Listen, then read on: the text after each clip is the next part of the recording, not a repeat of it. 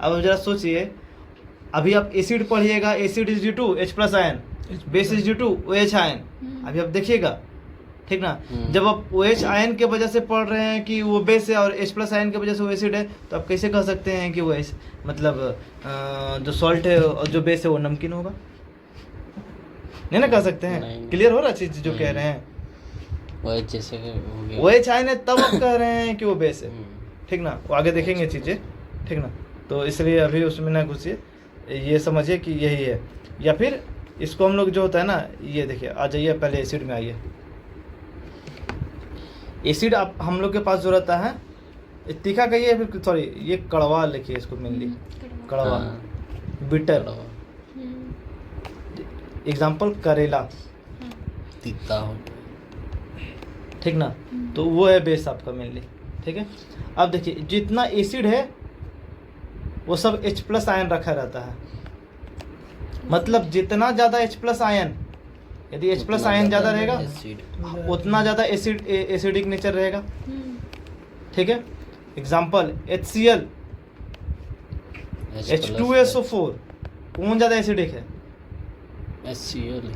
कैसे? अभी हम क्या बोले, इसके पास एक H प्लस आयन, इसके पास अच्छा, H प्लस आयन 2 गो है ना, 2H प्लस आयन है, तो कौन ज़्यादा एसिडिक हुआ? H2SO4। तो HCl ज़्यादा ये हुआ कि ये हुआ H2SO4 हुआ, H2SO4, ठीक है। H2SO4 ज़्यादा एसिडिक है, समझे? समझे ना? क्लियर? बढ़िया बात है ना। आप देख करके पता कर सकते हैं कौन है, ठीक है। बेस में आ जाइए, जितना बेस रहता है वो सारा का सारा OH आयन रखे हुए रहता है। एग्जाम्पल OH आयन रखा हुआ रहता है, और ऊपर में ये लिखाता है, इसको कौन सा ग्रुप कहते हैं? पढ़े हैं? अल्कोहल ग्रुप पढ़े हैं, याद है? OH आयन रहता है उसमें, याद रखिएगा, देख लीजिए सर्च कीजिए लिंक पे, नहीं होगा उसमें अल्कोहल समय लिखा होगा। ठीक है। ये देखिए एक एग्जांपल ले लीजिए, NaOH, सोडियम हाइड्रोक्साइड, पढ़े हैं इसे, ठीक ना। जिसमें जितना ज़्यादा OH उतना ज़्यादा बेसिक नेचर, ठीक ना, जितना ज़्यादा OH। अब आ जाइए, ठीक है, सॉल्ट को भी देख ही लीजिए, चलते हैं हम लोग देख लेते हैं ये क्या होगा। फ्री फ्रॉम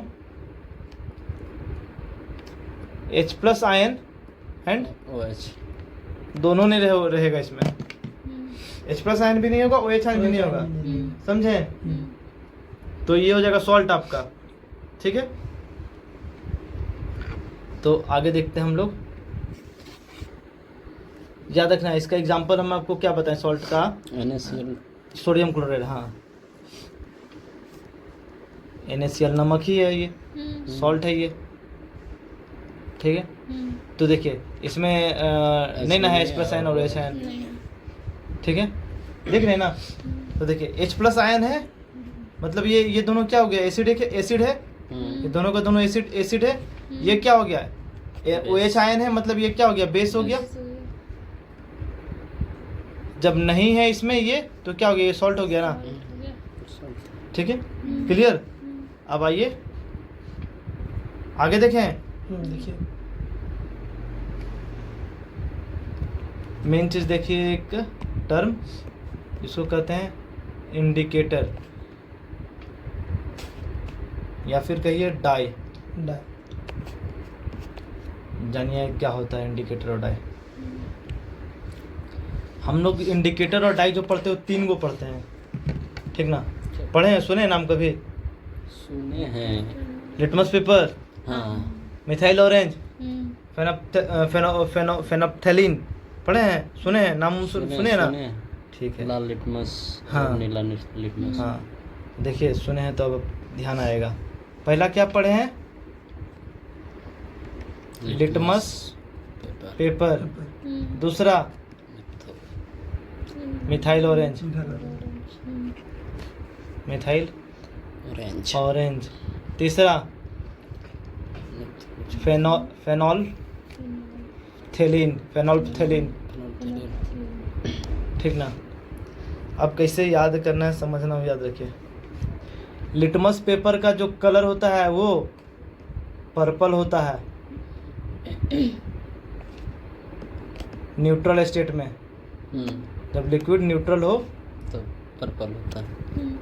तब, ठीक ना।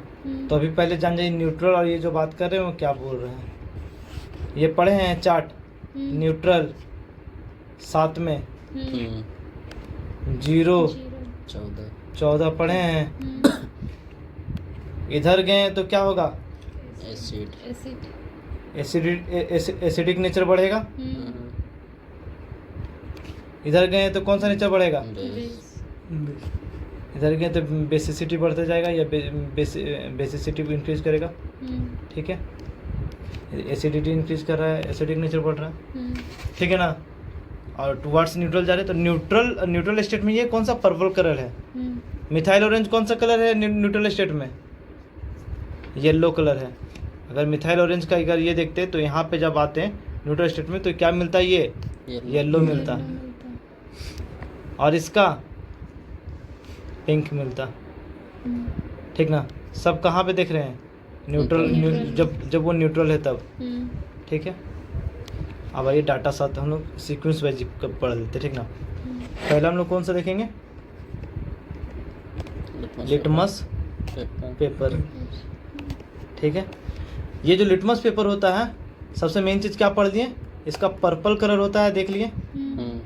कब, जब वो न्यूट्रल रहता है, हाँ, जब वो न्यूट्रल रहता है सॉल्यूशन, तब न्यूट्रल सॉल्यूशन में कौन सा कलर होता है इसका, ये पर्पल कलर होता है। इसका किसका, लिटमस पेपर का कलर।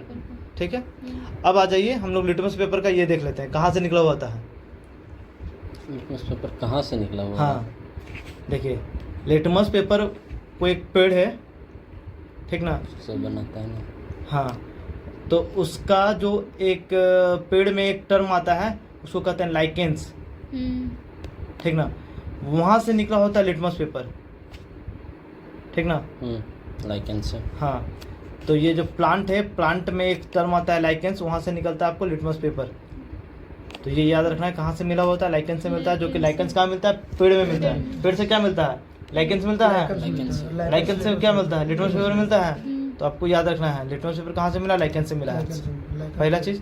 और लिटमस पेपर का कलर क्या रहा, कब, सॉल्यूशन कैसा है, जब वो न्यूट्रल सॉल्यूशन है तब। ठीक है, कोई दिक्कत, आगे देखते हैं। यहाँ तक हो गया। अब ये जो लिटमस पेपर है इसको कहीं डालिएगा ना तब कुछ पता करने के लिए डालिएगा ना, तो सॉल्यूशन में डालते हैं। ये सॉल्यूशन क्या हो सकता था, या तो एसिड हो सकता था या बेस सॉल्यूशन हो सकता था, कुछ भी हो सकता था ना। यदि सॉल्यूशन एसिड रहता तो इस लिटमस पेपर को क्या करता, लाल करता है। हाँ, एक लाल है, एक ग्रीन का। ब्लू टू नहीं इसमें ब्लू को पर्पल टू रेड में कन्वर्ट करता। ब्लू को रेड में करता है, इसमें रेड टू ब्लू। यदि सॉल्यूशन एसिड होता तो क्या करता, ब्लू को रेड में कन्वर्ट करता। ब्लू लिटमस पेपर को, ब्लू लिटमस पेपर, हम लोग दो तरह का समझ रहे ना बात को। पेपर का कलर एक ब्लू लिटमस पेपर आएगा, एक रेड आएगा। तो वो तो कलर करता है ना, ब्लू व्हाइट पर्पल ही कलर ना आता है, उसमें एसिड डालने पे रेड आ जाता है। देखिए न्यूट्रल स्टेट में आपको पर्पल मिला, लिटमस पेपर लिए, लिटमस पेपर ब्लू कलर का भी आया है, रेड कलर का भी आया है। ठीक ना, न्यूट्रल वाला ना हम लोग की तरफ वहाँ यूज किए हैं, व्हाइट टाइप का जो रहता है उसी में जो भी है। देखिए वो तो फिर डालने पे रेड हो जाता था और बेस डालने से ग्रीन हो जाता था। वो तो आपको फिर केमिस्ट्री लैब में जब आप पढ़े होंगे ना, हम तो यहाँ पे आपको ट्रिक बता रहे हैं ना, रट जाना है। क्या रटना है, वो डाटा रटना है। जब आप सॉल्यूशन एसिडिक सॉल्यूशन लिए हैं तो जो भी लिटमस पेपर आपका था ना, वो अगर मान के चलिए ब्लू कलर में था तो उसको रेड कलर में कन्वर्ट कर दिया। ठीक है, तो फिर दूसरा रेड, अगर रेड लिटमस पेपर लेते हैं तो अगर बेस रहता उसमें डालते तो रेड को ब्लू में कन्वर्ट कर देता। ठीक ना, ये आपको याद रखना है। ठीक ना, इसमें और मतलब नहीं कह सकते हैं क्या है, रेड को ब्लू में कन्वर्ट कर देगा। कोई दिक्कत, याद रखना है आपको, बस इतना ही इसका। आगे देखिए, मिथाइल ऑरेंज।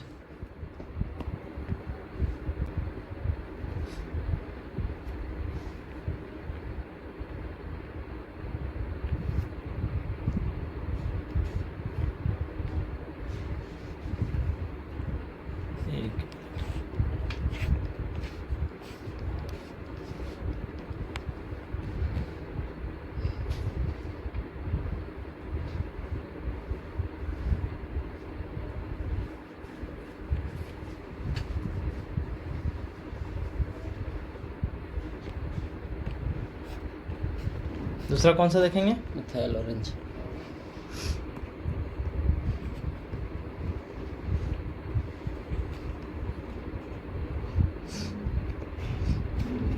ठीक है, हम्म, कैसा कलर था ये? येलो येलो कलर था। कब? न्यूट्रल स्टेट न्यूट्रल स्टेट में था, न्यूट्रल सॉल्यूशन लिए तब। ठीक है, अब इसका एक्चुअली में ये क्या चीज़ है? ये एसिडिक नेचर का होता है। इसका नेचर कैसा होता है? ठीक है, एसिडिक नेचर होता है। इसका रेंज क्या होता है? इसका मिथाइल ऑरेंज का रेंज एसिडिक है, मतलब क्या होगा? याद किए, अभी पढ़े थे ना, नीचे होगा 7 है, इधर गए तो 0 इधर एसिडिक बढ़ेगा, इधर बेसिक। तो इस रेंज में लाई करेगा, एसिडिक नेचर है तो कितना? 2.8 से लेकर के 2.8 से लेकर के 4.4 तक होता है मिथाइल ऑरेंज का रेंज। ठीक ना? तो ये रेंज क्वेश्चन आता है। पीएच का रेंज है ये, किसका है? पीएच का वैल्यू है। तो इसका पीएच वैल्यू कितना है? इसका पीएच वैल्यू कितना है बोलिए? 2.8 to 4.4। 4.4 ठीक है। सिमिलरली तीसरा आ जाइए, कौन सा था? Phenol phenolphthalein phenol pink colour थेलिन। स्पेलिंग में भी थोड़ा मोड़ा ऊपर नीचे हो सकता है, ठीक ना? फेनोप्थलीन का बारे में बात करते हैं। Pink colour. इसका कौन सा कलर होता है? पिंक होता है। कब? न्यूट्रल स्टेट सॉल्यूशन है तब। ठीक है, अब आ जाइए इसका आप जो रेंज होता है वो जो याद कर लीजिए। इसका पीएच वैल्यू क्या होता है? ये आपका कौन सा नेचर होता है? इसका बेस नेचर होता है। तो इसका रेंज कहाँ से कहाँ आया करेगा?